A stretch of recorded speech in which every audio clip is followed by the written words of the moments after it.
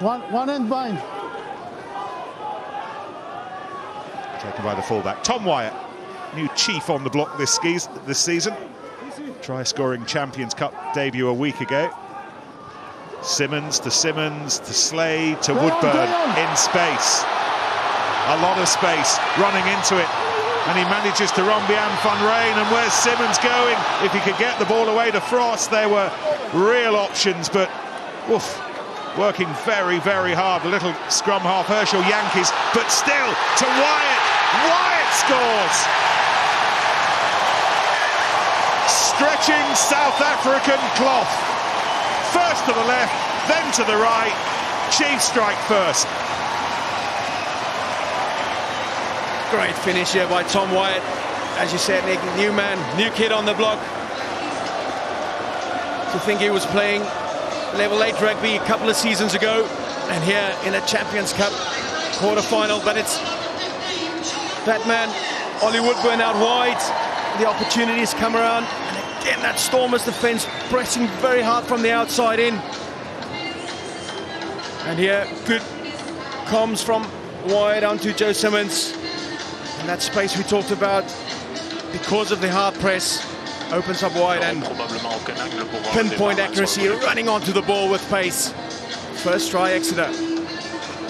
That kick was made to look easy, but you will understand better than most, Tinas, that on the run it was anything but, and the quality and the accuracy of it from Joe Simmons. And it all stems from that quick recycle he got at the breakdown.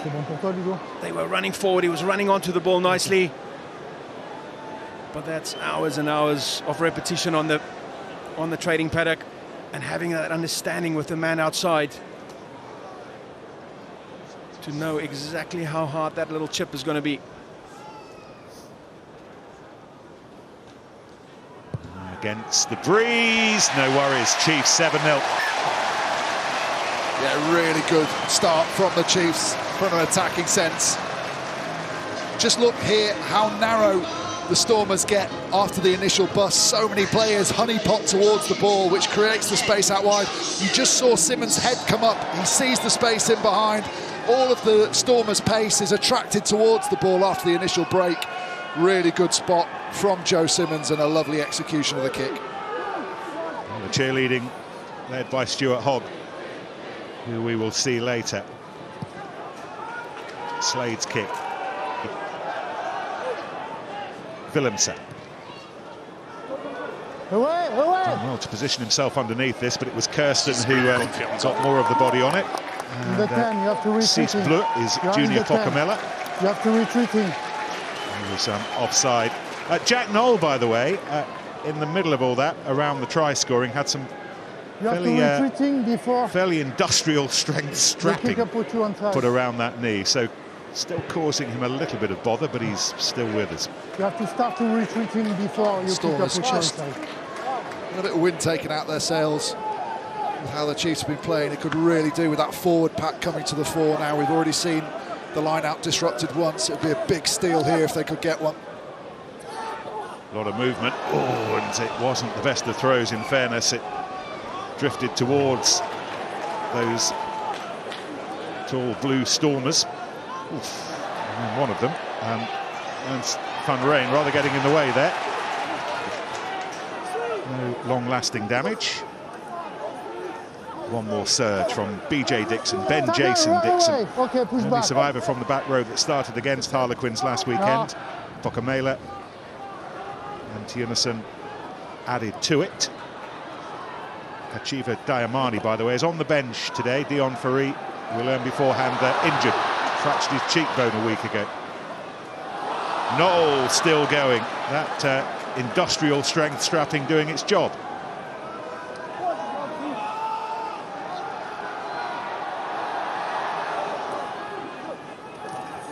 This is David Jenkins, near the end of a season when he became a Test player, ever present for Wales in the Six Nations. Simmons, Woodburn, as ever, busying himself, not just on the left wing, but all over the place. Change of strategy from the Stormers defensively, a little bit more of drift now. They were coming up hard on that outside, but just with the space that the Chiefs have found, they're just not coming up with quite the same intensity and just moving off. making sure they've got numbers right across the field. This is Sean O'Brien, Irishman, a man of Galway, in from Connacht last season. Johnny Gray, Scotsman. And, he's first on feet. penalty may well have gone against them. Not releasing, first infringement. Christians were certainly there, and yeah, here is a man. either way, Johnny Gray wasn't releasing, and Stephen Kitsoff part of those who did their job. One of those added skills Stephen Kitsoff bring to prop rugby. Strong in the scrum, good in the carry. But he's so adept over that ball and creating those turnover opportunities. Of course, Dion Fourie, not in the Stormers team.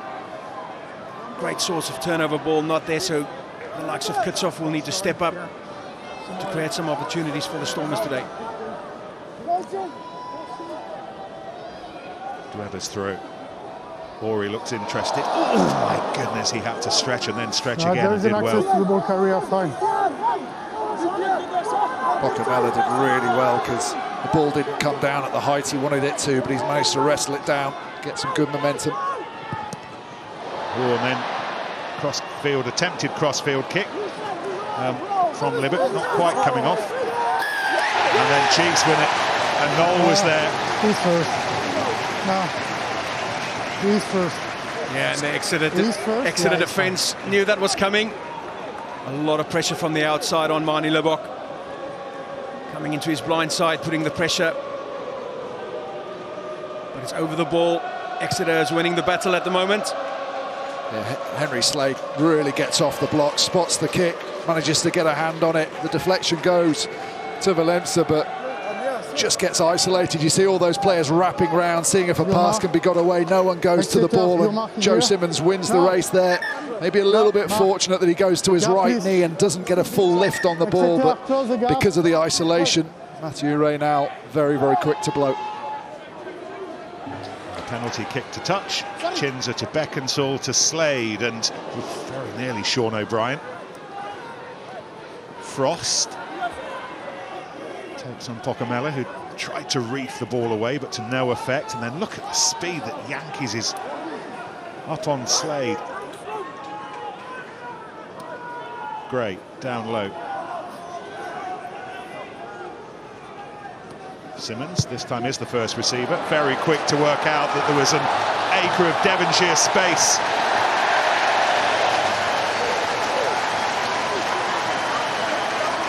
Oh, lovely kick. Getting the bounce of it too, but exploiting that space with Damien Willemse. Pushing up a little bit closer to the defensive line. And also a 50-22. No other. We talked about the job that Damien Willemse has to do there. He was asked to cover too much space, and Simmons found it. And Frost quickly off that line out. And Slade purring, Chiefs purring, Beckinsale, Kirsten. Back to the Bulls next season. Enjoying what's left of the Devonshire air for him. Beckinsale, Simmons. Oh, little show and go that did for Dixon. Jenkins runs into Ori. Gray, a little bit slow, but Chiefs just happy to reset. Oh, and then Noel through, stretching. He's not the biggest bloke in these parts, but he had just enough inches to stretch and score. The skipper Jack Noel with a big one for Exeter. One of the hardest working wingers I've seen play rugby. Probably not out and out the fastest, but he works off his wing, he gets involved. Pick and go, Marvin Ori, Dixon. They will not be happy with those efforts, beaten by the winger. He's so good at coming off his wing, No, good, He's been a bit quiet in that respect. We know he's had a lot of injuries, but this is his USP. This is why he was such a favourite with England coaches, his ability to work off his wing, almost be like that open side flanker that could run onto the ball and then use his footwork and his pace in and around the slower defenders. And after 22 minutes, we've had 76% of possession for Exeter. And that will be alarming for the Stormers, not having any opportunities really to get their hand on the ball and to assert some pressure. It's all been Exeter. And they're comfortable to play from deep, keep hold of their position and keep building those phases. Well, Jenkins underneath, who was being challenged by Sanatla. Have a talk with chat with Rito Klungwani in a moment or two. Stormers forwards coach. We're going to put some defensive questions to him as well, just to give him a little bit of a warning. Not strictly speaking his speciality, but we've been talking a lot about it over the last minute or so, and we'll be with Rito in a moment. Cleared by Beckinsale, and here goes Marcus Street, busy making up for lost time this season, out for 6 months in the middle of it. Kirsten takes on Dweber and co. Frost, Slade, there was an element of risk about that, but Slade's free. Simmons running hard. What about the kick? Beats them all. Oh, with hindsight, just would have wanted to hold on to that. I think Sam Simmons had got onto his shoulder. Let's have a chat with Rito Klungwani. Rito, just tell us what you're doing defensively at the moment. We've got Tina Stelport, Ben Kay up here with us, looking at how quick you were initially with that defensive line speed, and then seeing what Chiefs were doing to try to get over it, through it. What are you seeing? Yeah, look, I think they're doing pretty well with getting a bit of space on the outside, holding the passes a little bit longer, and then going for that breach pass over our last defender. Something we'll have to sort out in the next couple of minutes. Have you changed things a little? Are you drifting a little more? No, we're not. We're definitely still pushing hard. They're just finding a little bit more space on the outside. What are your boys doing well? I think they're doing well to handle the pressure. We haven't had any territory or any possession at all. But they're staying in the fight, and will be able to turn it around hopefully in the next couple of minutes. Where do you think your speciality is the forwards? Where do you think you hold the ace cards in the forwards over what's left of this contest? Yeah, look, I think if we can get a bit of scrum, we'll be able to get some good dominance and hopefully get one or two mauls going. We'll be able to apply a bit of pressure, and hopefully that will build up into more territory for us. Actually, Rito, I've probably overdone my question quota, but I'm going to ask you one more, because we're going to have one of your areas of speciality, the scrum. In this particular position, what type of scrum would you be looking for? What have you talked about this week from this scrum midway between halfway and the 10-metre? Well, currently I think, we're doing what we can to get a bit of possession, so we might try to put in a little bit of pressure and get a penalty so we can get into the half. So we might want to hold it in, but let's see how it goes. Let's see. Really good talking to you. Thanks for your time. Thank you. Cheers. Set. Early push. Oh. Rito and the pack have got a free kick. Early push. Early push. And you want to start building pressure. You've got to go back to what you're good at to start building that confidence. Clearly there, Stephen cuts off, asking for another scrum. Marcus Streetless losing his footing there under the pressure. This is an area you'd fancy the Stormers. Just talking about that Jack Noel try and how they got the field position. We've spoken about changing the defence. Valemsa here at the back, he doesn't need to come up. They've got that numbered off. They've got enough players. But because of the threat of Exeter, he comes forward, realises at the last minute, and then he can't recover. Exeter get the 50-22, and from that line out, they ended up scoring with Jack Noel. Set.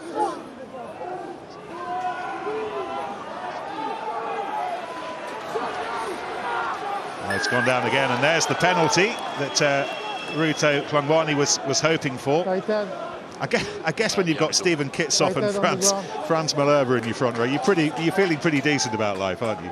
Yeah, okay. Yeah, he'll be very confident.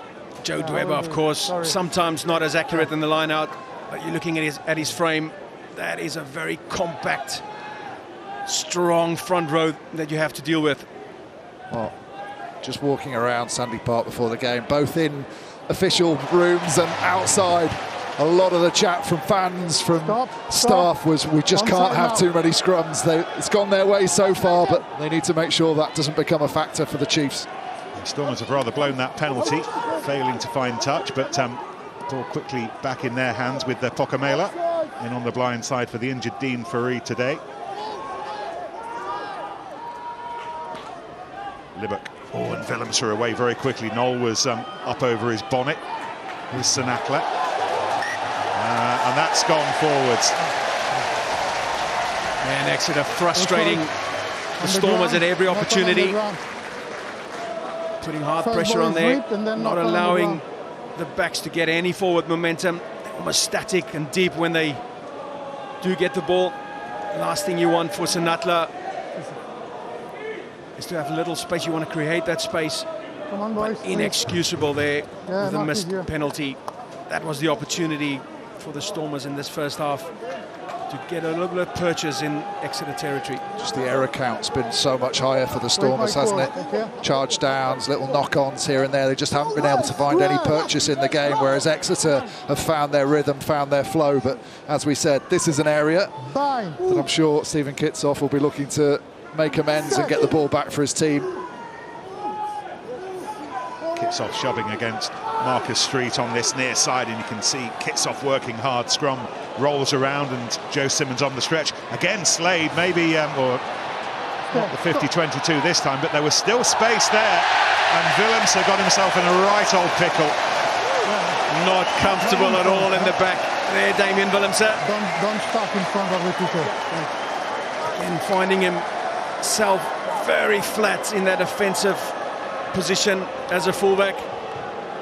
He struggled a bit last week on occasion, didn't he? When he's got to turn around and go back to the ball, he can't see where the defender's is. That little look over the shoulder. He spilt one against Harlequins. Oh, here goes Woodburn, taken quickly, number 3.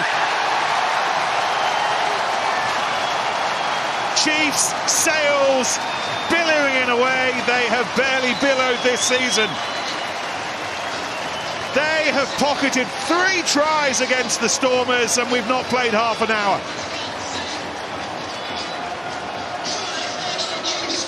Good interplay, forwards and backs. Hollywood Woodburn, of course, missed last week. And there the variation over the top, over the 15. Pinpoint accuracy by Dan Frost. And it's always the hardest part to defend, is that link between the line-out and the backs. Surprised no teams don't attack that more often. Well, particularly if you're trying to lift at the back of the line-out and you're not one of the quickest members of the team, but all his focus is doing the best possible lift. But he is the tail gunner, and as a result, those players that are standing back in the defensive line have to be aware of who's at the back of your line.